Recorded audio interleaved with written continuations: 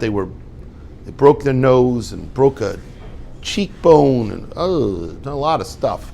They did not realize b'shas ma'isa because, in all of the heat and person has a lot of adrenaline, so they feel stronger. Hashem makes it, their body kicks in.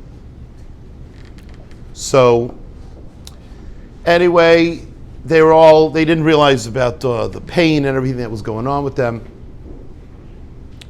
So I think they're telling you to move over. He keeps saying it again and again, move over. So no, just take your chair and slide it over. Yeah. Okay.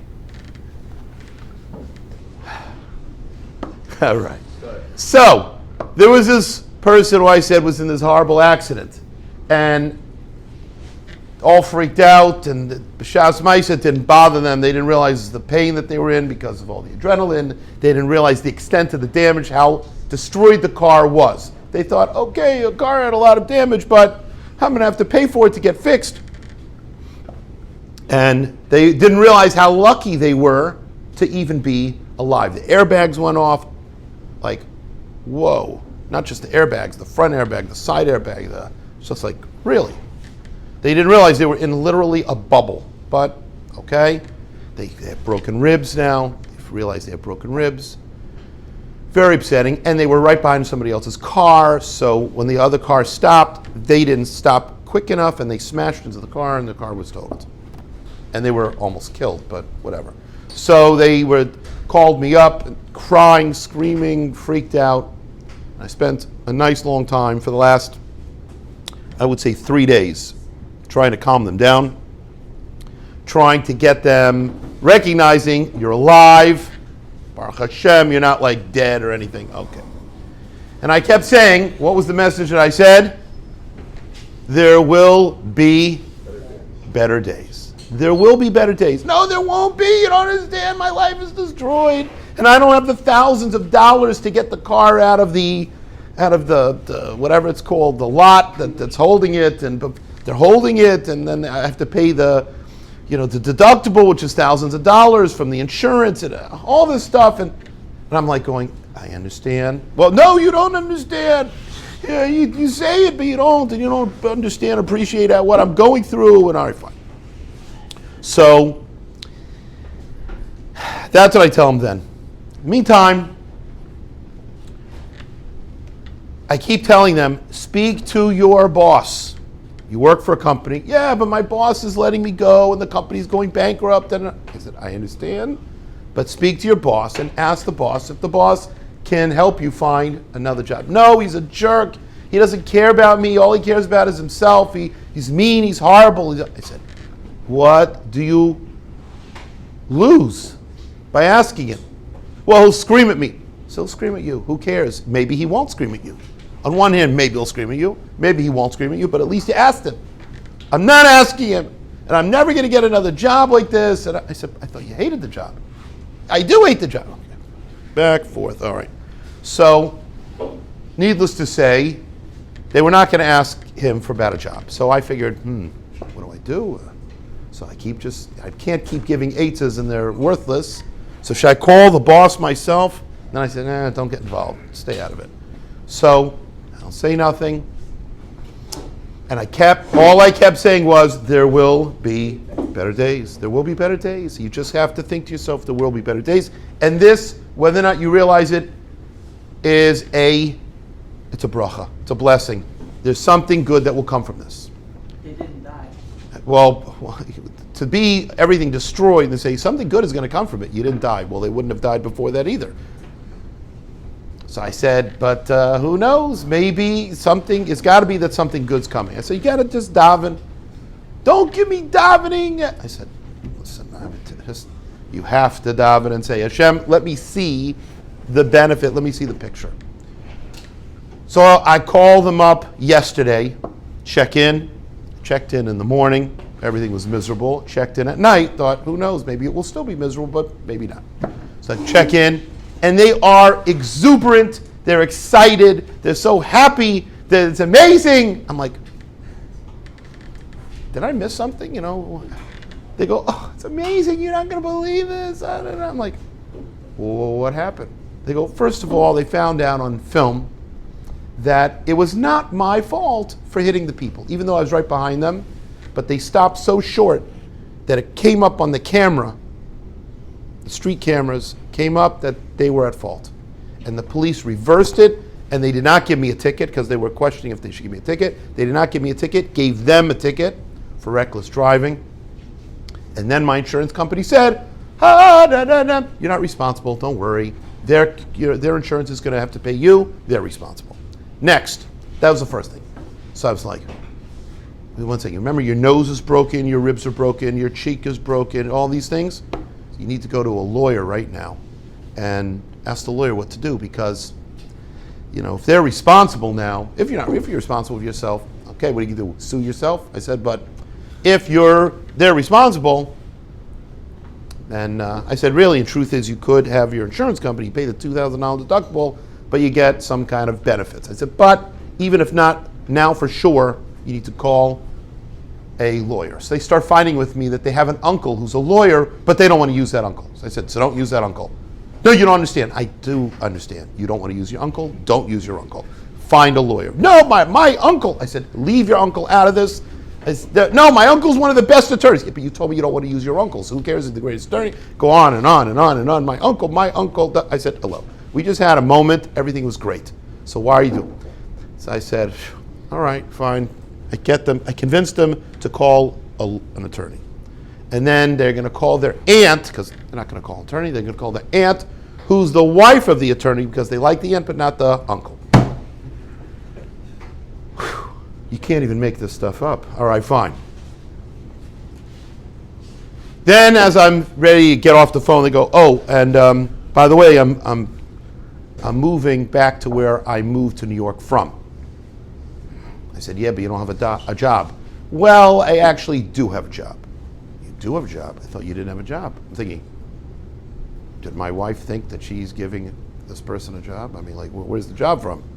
Because they asked me repeatedly, I want to speak to your wife. Maybe I can get a job in Tree of Knowledge or Doresh. I'm like, nah, that's not a good idea. But they say, no, I spoke to my boss.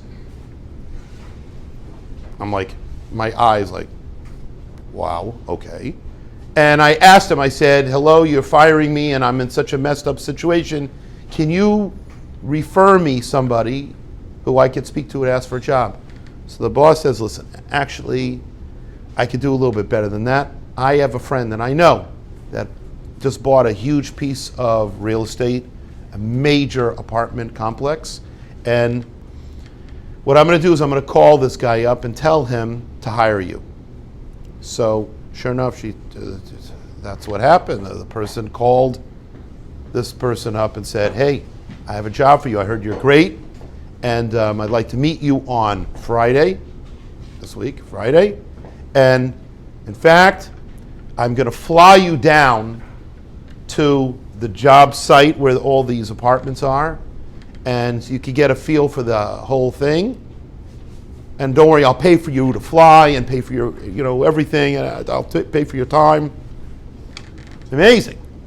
And they said, what about my job and my boss? I spoke to your boss. He said, he's fine. You can fly down to check everything out. So I said, okay, and how's the job? Job's more money than I was making before. Gentlemen, you hear that? From 3 days ago, I would rather be dead. Dead.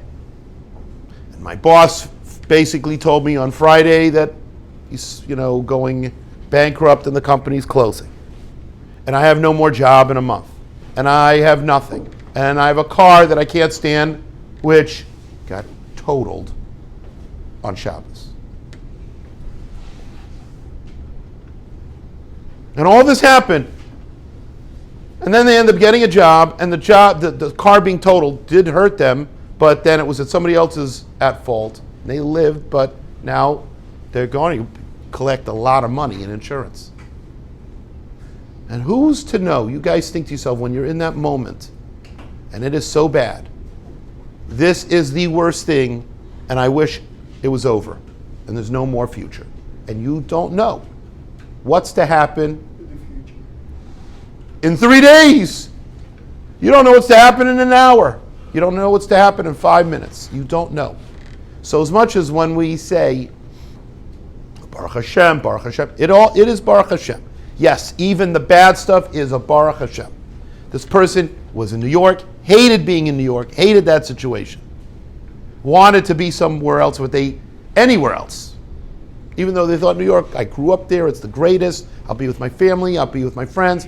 It turned out to be a nightmare, stuck there, in COVID, in quarantine, not in quarantine, going to the office they couldn't stand. Everyone's going around, having to be tested all the time. They had to be tested constantly, not to get everybody sick. And then it turned around in a very, very horrible way, no questions. But then during that time, what should the person say? Hashem, help me. Help me out here. Please, I need your help. Which is what Hashem really wants. COVID is a horrific thing. It is. Some of you guys don't realize the extent of how many people have died and how many great people have died. Really wonderful, amazing.